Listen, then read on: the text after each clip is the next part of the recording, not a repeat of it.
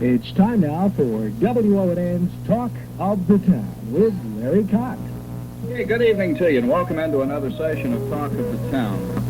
Stephen Winzenburg, a communications professor at Florida Southern College, is our guest this evening. We're going to be talking about the top TV preachers and the things that have happened as late in the last few months, the Jim and Tammy, the Jimmy Swaggarts, and we see almost 24 hours a day, 7 days a week, depending upon which television program you might happen to be watching. They have a Christian network set up. There's been more publicity, I guess, in the last 12 months surrounding TV evangelists than there has probably in the 20 years or so that preachers have been on the tube. Jim and Tammy Bakker, the sexual escapades of Jim Bakker, the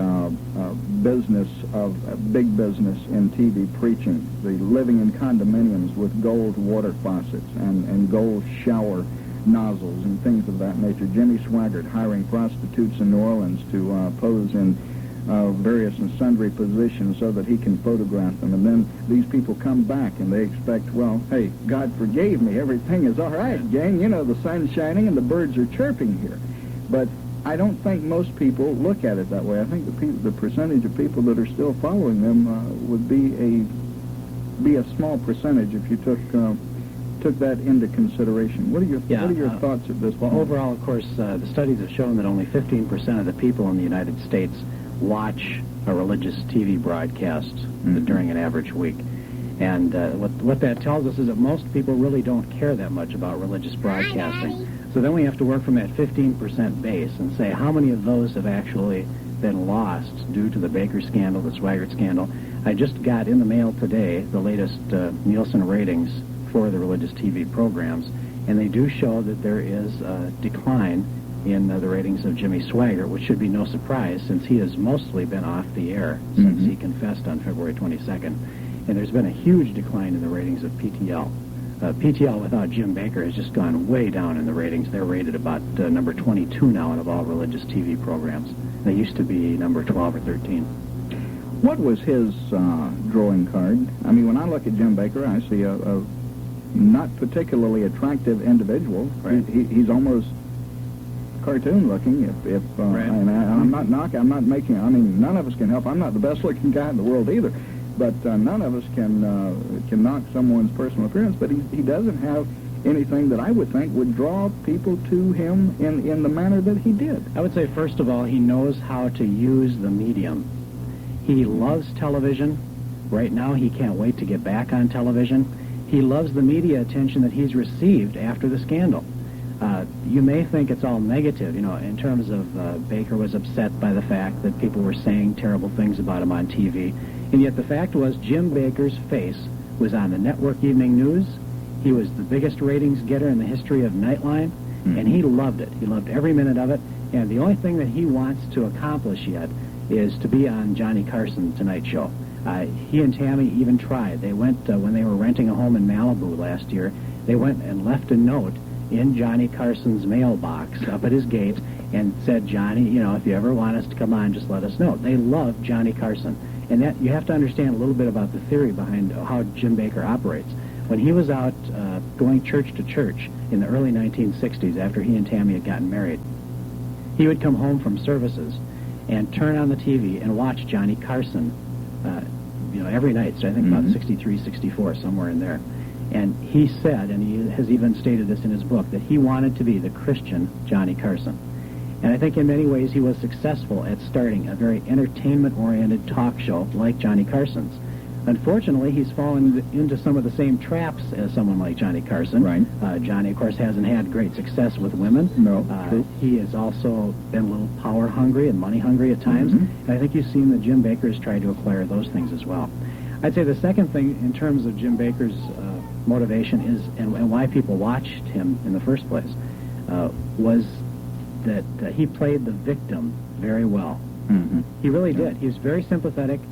And when you consider that 60 to 70% of the audience is made up of elderly females, they enjoyed seeing poor little Jimmy Bakker get up there and cry and say how he has a dream and a vision that God has given him, and they need to to send in money to help him. He just loved to play the victim, and the people at home loved to send him the money and encourage him to do that. That's why you see right now he's still playing the victim. He claims that he was the victim of a terrible takeover at PTL.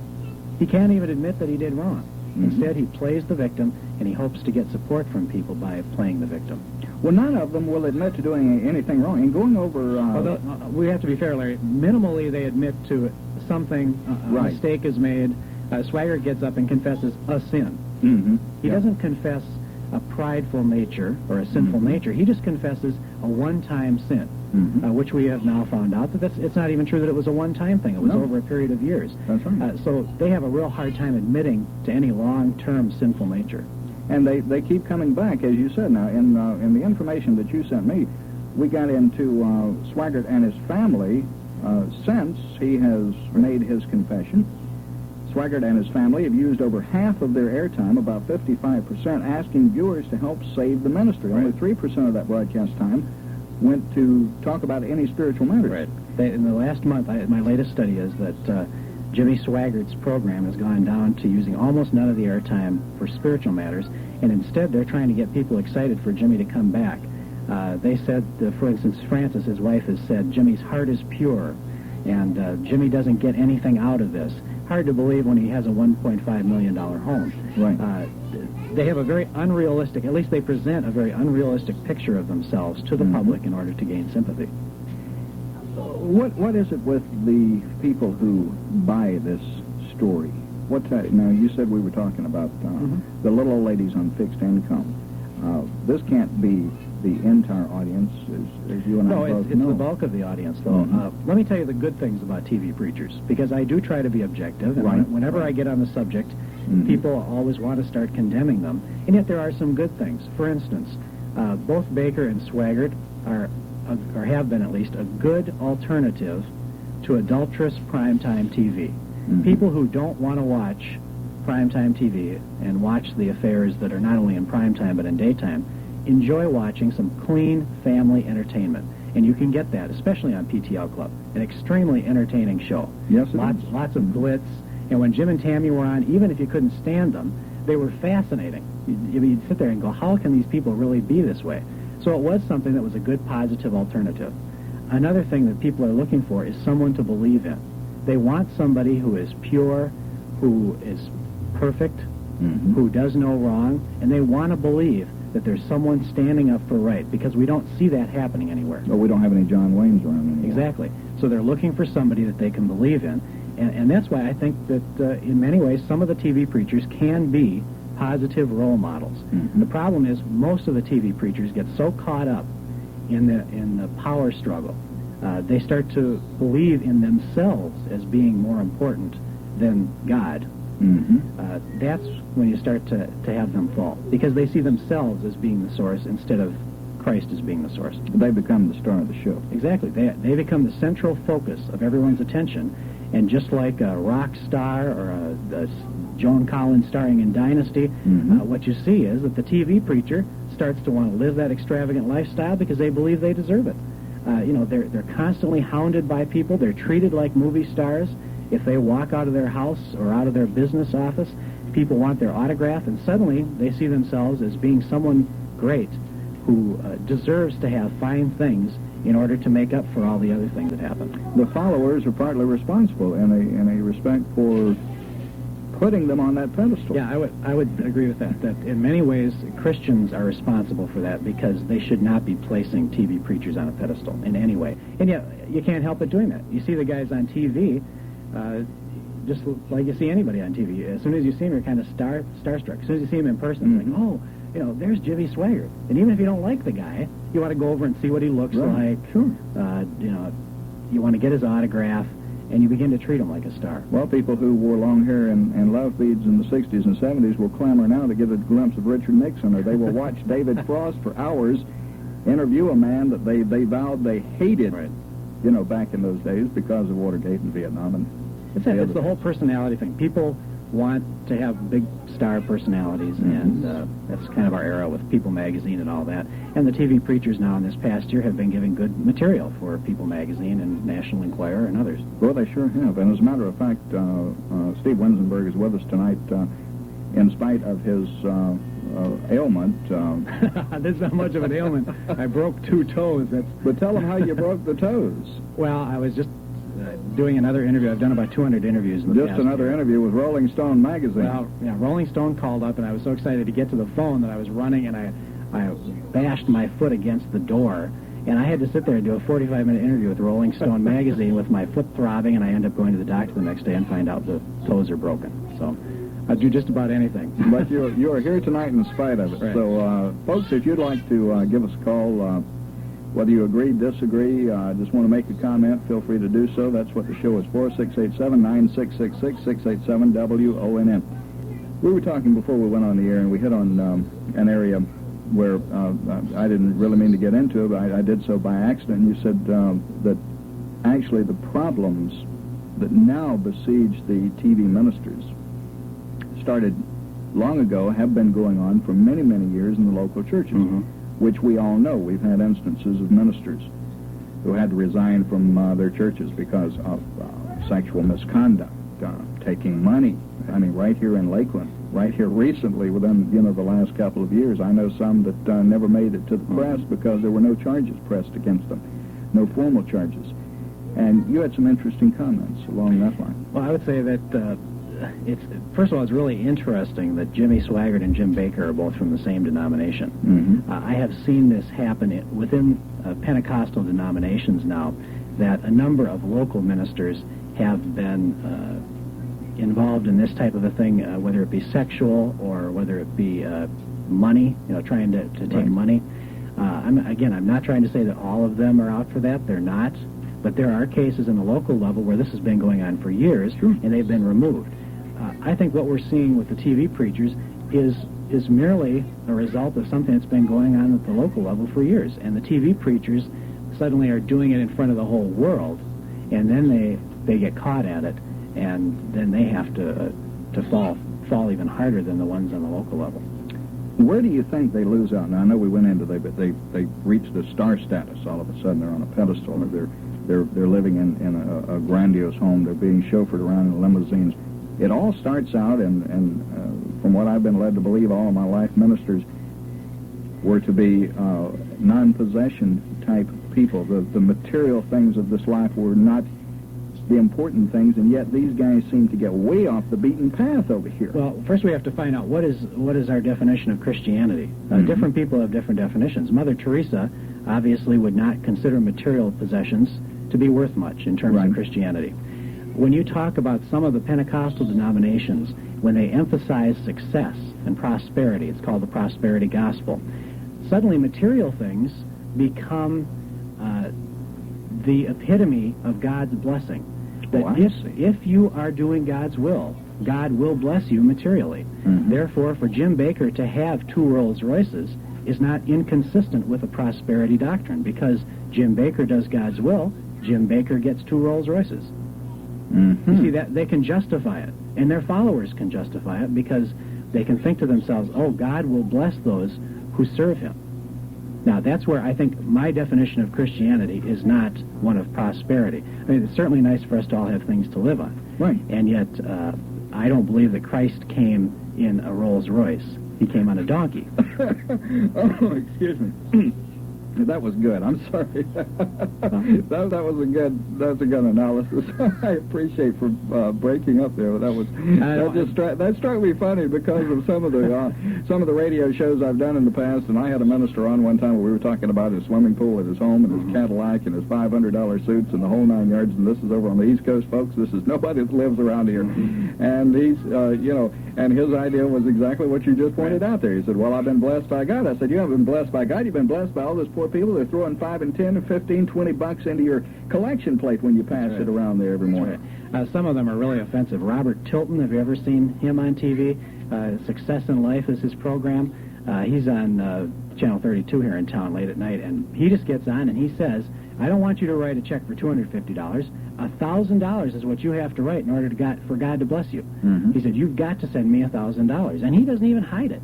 And then he's wearing his Rolex and all of his fancy clothes, he doesn't even hide the thing, and that really bothers me. But I guess he's a little more honest than somebody who gets up and claims they're trying to do it for poor children and then turn around and spend it on themselves. Well, now you pointed out in some of the papers that you have written and some of the research work that you have done that many of the TV preachers will go on and they will start out like they're not going to specify an amount, and then all of a sudden it's 5, 10, 15, 20, and you got Oral Roberts going to be called home if he doesn't get, X amount of dollars. And it's like someone said the other day, for a religious person, being called home would be the ultimate blessing if he was going to be called home, but yet he's got a set amount of money. And by the way, Oral is back on the air asking for a new $8 million amount this year, because last year when he asked, that was only for a one-year period. He was trying to raise it for foreign missions. Right. He came back on Easter Sunday, did not use his Easter Sunday TV program to in any way preach about Christ or the resurrection. Instead, he spent the entire 28 minutes, all of it, on Easter Sunday, trying to raise money for next year's mission group. He needed $8 million more. And I find that offensive, that a man who claims to be a Christian and has a half hour of TV time on Easter Sunday morning preaches about how he needs money instead of about the real message of Easter. I did measure how much these guys ask for. People usually think, well, they ask for $5, $10, $15. They want us to send in that. Nothing could be farther from the truth. The average amount requested by each TV preacher, every time they ask, the average amount is $160. That's the average. Now, that ranges from Robert Schuller, who only averages $25 every time, to Oral Roberts, who asked for $500 every time. Right in between there, different ranges come into play, but you can see that they are all asking for large amounts of money. The only exception to the rule is really Billy Graham, who refuses to specify an amount, and he also barely ever even mentions money. He got in some trouble, not really trouble, but it was just something that looked very bad, and this was back several years ago, and I read an article, maybe 10, 15 years ago, and I'll never forget it. There was a picture taken. Now, Billy Graham will not have his picture taken with money either. Now, you probably know exactly what I'm talking about, when he was photographed with 2 big barrels of money during one of his crusades. And there's Billy Graham with these 2 barrels of money, and that photograph went out nationally, and it drew a lot of adverse opinions from people around the country. Let me give you a hint. A lot of people will want to know, who do we trust at this point? And I trust Billy Graham, and I'll tell you why. All right. And I'm going to mention this, too, tomorrow to Rotary when I speak to them. Billy Graham is the only TV preacher who does not have any decision-making power in his organization. He holds no decision-making power. If Billy Graham wants $10, he cannot go to his little vault there at his headquarters in Minneapolis and pull out $10. Right. If Jim Baker wanted $10 million, which is very often what he wanted, he could just plain have one of his associates, Dave Taggart, or one of the people who was his close associate, simply write out a check and draw it off a PTL account. Jimmy Swaggart's the same way. Jimmy Swaggart's wife, Frances, has 30 relatives working there at the complex. Oh, boy. This is an organization that is run totally by the Swaggarts. You see it right down the line with Oral Roberts, Pat Robertson, all the rest of them. They run the show. And if you're looking for an organization to contribute to, find one in which the star, the TV preacher, does not run the organization. And the only one that I can find is Billy Graham. Now, Schuller does have a board, a very reputable board, who backs him up and keeps him accountable, and yet at the same time, he still basically has control of his organization. I feel pretty strongly that Schuller's a pretty good guy, and yet the only one who really I can be sure of is Billy Graham, because he doesn't have anything to do with operating his organization. Somebody else manages it. Apparently, we don't have anybody out there who disagrees with you tonight, Steve. Phone is not rung one time. 687-9666-687-WONN. Sometimes people just have questions, about what do you think about this TV preacher. I was watching Gene Scott. Have you ever watched him? He's on Channel 32 here from midnight until 6 a.m. Yep. He's a guy out in California who smokes the cigar and sits back and talks about God while he's smoking a cigar. And then when he decides he wants money, he just shows pictures of horses running out in the field while Frank Sinatra sings New York, New York. He makes absolutely no sense whatsoever. But he was on the air this morning with a guy from Clearwater, Florida, and they even mentioned Lakeland. I couldn't believe it. But see, when I monitor these guys, I keep track of everything that they say and do. And Gene Scott's a real character, and he falls in a category that's quite different from the rest of these guys. He does not have any problem with asking you for money. He doesn't says, bother him a bit. no, it doesn't. He just says that you got to give. You've got to send him money. That's it. He doesn't try to cloak it or anything. He just says you have to send him money. He's not going to offer you anything for it in return. You just got to send him the money. And it's refreshing just to see a guy be that honest. Yeah. Not so much that I'd support him, but it's just refreshing to see somebody not try to hide behind some cloak of righteousness. Yeah. He just says he needs the money. He comes right out and says it. Why not? Let's go to the phone here. Good evening. You're on the air with Steve Winzenburg. Yes, I would like to know what he thinks of the IRS taxing the PO. And also, does he think that all churches should be taxed that has a business? Yeah, that's a really good question. With the IRS deciding to go ahead and remove the tax-deductible status from PTL, I think, first of all, it's going to mean quick destruction of PTL if they can't get some type of tax-deductible status, because they depend on the contributions of people, and most people will not contribute unless they can get some type of a tax deduction. It's a real blow to PTL. On the other hand, so much of the PTL ministry is not a ministry. It's an amusement park. Why should that part go tax-free? Now, some parts of it already have not been tax-free, but some parts of it that they claim are ministry, that's really, that'd be like giving Disney World some tax-free status. Well, they'd have to put a halo on Mickey Yeah. Mouse or something, you know. I don't say I'm an expert in terms of local churches and whether they should be taxed or not. I suppose I get in trouble for this, but my feeling is if the only reason Christians give are for a tax deduction, that's the wrong reason. Mm-hmm. If you take away the tax deduction, will they still give? You'll find out who the real Christians are then. There you go. That's kind of a long way around the question. Anything else, sir? No, and I think he answered it fine. I like that last comment about that they should give, not for tax deduction. Absolutely. Thank you. Thank you for calling. Okay, there we go. And don't get the wrong idea, folks. We're not knocking God here tonight. We're not knocking religion. We're just taking a few swipes at some people that deserve those swipes. Well, you were asking me before, and when the Ledger did that Monday profile on me a couple weeks ago, they were trying to find some people who were objecting to my studies. Mm-hmm. And it was tough to find anybody because I tried not to just come out and just take a pot shot at TV preachers. Right. I watch the programs. Sometimes I get sick of watching the programs, but I watch the programs. I categorize what they do. I try to be as fair as I can be. I mean, certainly I have my own biases and who I like and who I don't like.